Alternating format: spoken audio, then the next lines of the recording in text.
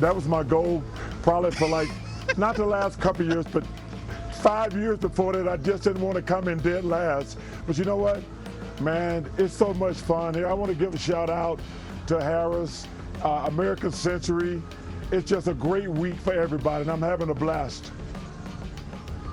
Chuck, obviously we're going to talk about the NBA and a busy offseason. I want to get your early impressions of the Rockets acquiring Kevin Durant. How does that change the Western Conference now in your mind? Well, the Rockets look great on paper. You know, Kevin's a great player. I thought the Nuggets got better. You know, they had to add some depth. You know, OKC is the best team in the world. We know that for a fact. But I thought the Rockets they're having a great summer. I think the Nuggets are having a great summer. The East is going to be crazy. I mean, if you would ask me right now who was going to win the East, I could put a bunch of teams in this hat and pull one and make a good case for anybody. So the East is going to be amazing. But everybody trying to gain on OKC. I saw they signed their 3 best players, but they're going to be tough to beat. But the Rockets and the Nuggets had a great summer. All right, I got to ask you, what's a bigger surprise? You eventually now and inside the NBA coming to ESPN and you working at ESPN, or Michael Jordan joining NBC as a studio analyst? The biggest upset, which one? Probably, well, number one, it's going to be an honor and a privilege to work for ESPN. They're the greatest sports network ever. And now, obviously, I was surprised that Michael's going to do NBC, but I think it's great for the NBA. In my opinion, no disrespect to Kobe or LeBron, I think Michael's the greatest player who ever played. And if you can have that guy part of your basketball family on a more relevant basis, it's going to be really cool. And yeah, I'm shocked. I got to admit I was shocked because he probably had many times to come back. But you know what? It's great for the NBA. Well, it's great to have you guys as part of our family, but we have to talk about one issue. You're joining ESPN, but Dan Orlovsky was pretty ticked off that you won a Sports Emmy over him. You have anything to say to our guy Dan Orlovsky after you beat him out on a Sports Emmy? Well, first of all, I want to say welcome back, Jay Harris, one of my favorite people at ESPN. Glad to have Jay back. Listen, Dan. Yes. Relax. You're going to win, Dan. I always send Dan texts. He does a fabulous job on NFL Live. I don't know why he's mad at me. I don't get a vote. He should be mad at the other people who voted for him. But you know what's crazy? I thought it was stupid. I thought it was stupid that we got paid a lot of money to talk about sports. Now I think it's even more stupid than giving us trophies. So, Dan, relax. Well, Chuck, hit him straight. And by the way, I love your sentiment with our guy, Jay Harris. Great to see him back and healthy. We all love Jay. And by the way, welcome to the ESPN family, the entire Inside the NBA crew. Thank you so much for joining us. And you're not gonna finish last in Tahoe. I promise you that. I promise you that. I'm honored to come work for ESPN. Thank you. Jonathan in Maryland's been hanging on. Phone lines are lit, by the way, which I think is awesome. Since we all will be tomorrow. What's going on, Jonathan? What? Is this thing on? This is definitely on. You're in vacay mode. What's up, Jonathan? I was wondering, take out the team, the NBA team that you root for. I'm a Celtics fan. Take that out of the discussion, just based on what you think would be good for the stories for the NBA.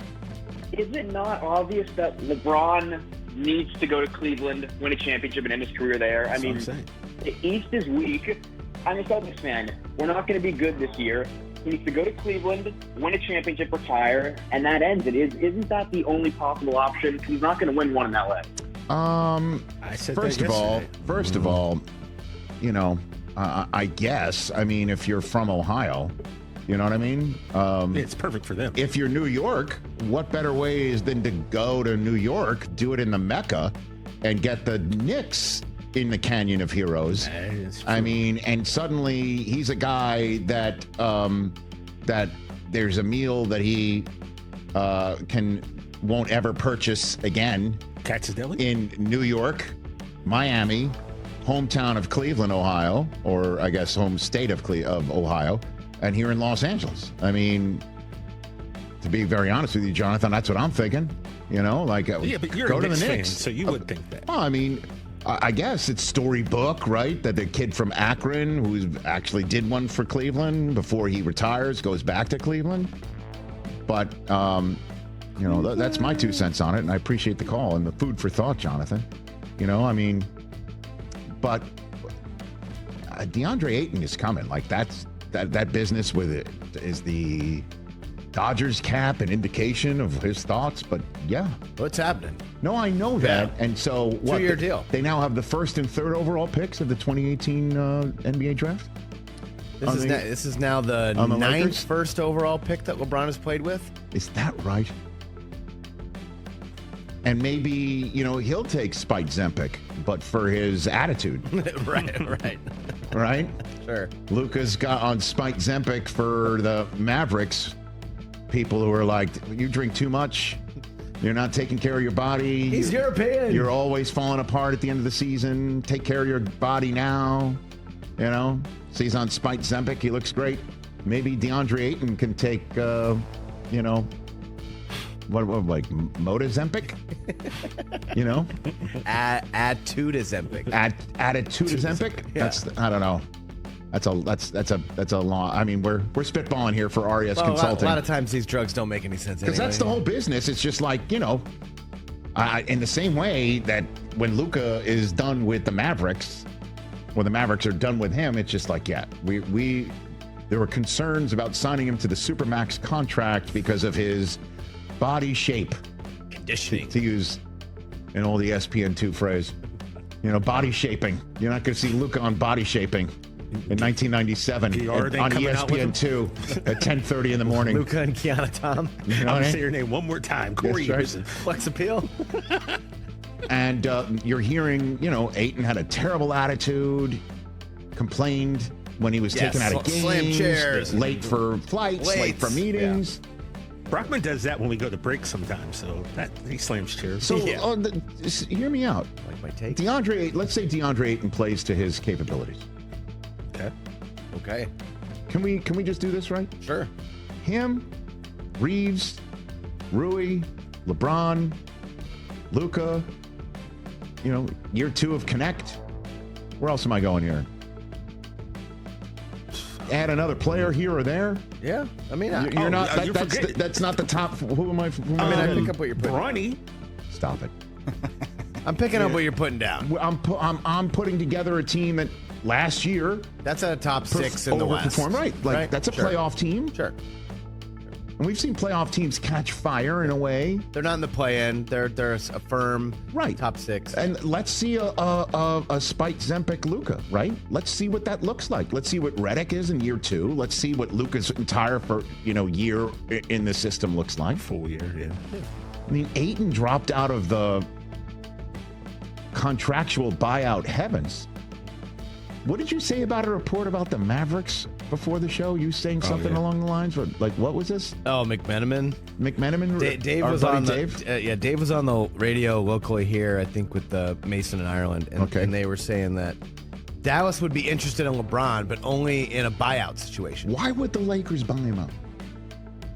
Only unless he says, I want the hell out of here. Like, I'm not.